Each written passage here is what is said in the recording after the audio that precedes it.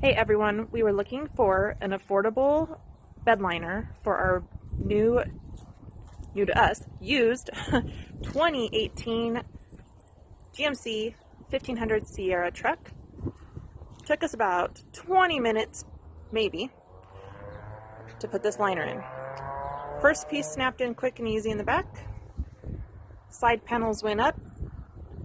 They go underneath this little tab here to secure it in place.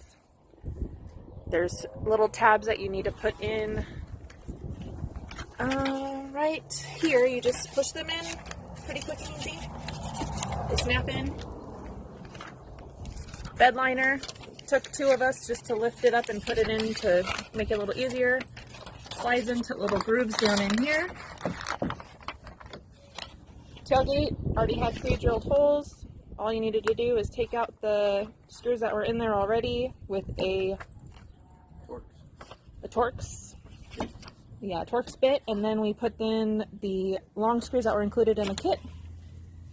All the pre-drilled holes, quick, easy, and everything fits amazing, affordable, and makes it look that much more finished. Awesome product.